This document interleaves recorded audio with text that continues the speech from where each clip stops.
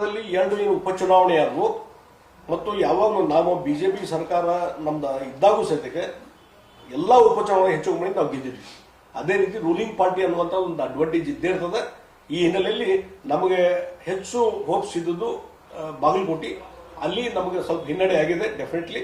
ಯಾಕಂದ್ರೆ ಅಲ್ಲಿ ಮುಖ್ಯಮಂತ್ರಿಯೇ ಟಿಕಾಣಿ ಹೂಡಿದ್ರು, ಮುಖ್ಯಮಂತ್ರಿ ಮಗನೂ ಒಂದು 15 ದಿವಸ ಗಟ್ಟಲೆ ಅಲ್ಲಿ ಟಿಕಾಣಿ ಹೂಡಿದ್ರು ಮತ್ತು ಎಲ್ಲಾ ಸಚಿವ ಸಂಪುಟದ ಎಲ್ಲ ಪ್ರತಿಯೊಬ್ಬರು ಒಂದೊಂದು ಗ್ರಾಮ ಪಂಚಾಯತಿವರೆಗೂ ಅವರು ತಮ್ಮ ಹಣ ಖರ್ಚು ಮಾಡುವಂಥದ್ದು ಮತ್ತು ಅಧಿಕಾರ ದುರುಪಯೋಗ ಮಾಡುವಂಥದ್ದು ಅಲ್ಲಿ ಕೆಲಸ ಆಗಿದ್ರಿಂದ ಅಲ್ಲಿ ನಮಗೆ ಹಿನ್ನಡೆ ಆಗಿದೆ. ಮತ್ತು ದಾವಣಗೆರೆಯಲ್ಲಿ ಇನ್ನೂ ಕೊನೆಯ ಹಂತದ ಚುನಾವಣೆ ಫಲಿತಾಂಶದವರೆಗೂ ನಾವು ವೇಟ್ ಮಾಡಬೇಕಾಗ್ತದೆ. ಯಾಕಂದ್ರೆ ಮೊದಲ 4-5 ರೌಂಡ್ಸ್ ನಲ್ಲಿ ಭಾರತೀಯ ಜನತಾ ಪಾರ್ಟಿ ಮುನ್ನಡೆ ಇತ್ತು.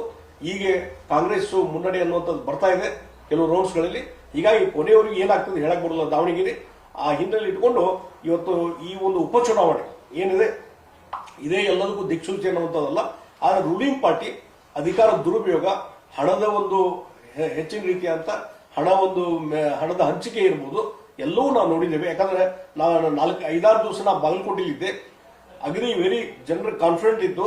ಆದ್ರೆ ಒಂದು 2 ದಿವಸದಲ್ಲಿ ಹಣದ ಒಂದು ಹೆಚ್ಚಿನ ಹಂಚಿಕೆಯಿಂದ ನಾವಲ್ಲಿ ಸೋಲ್ತಿದ್ದೀವಿ ಅನ್ನುವಂತ ಮಾತನ್ನು ಹೇಳ್ತಾರೆ.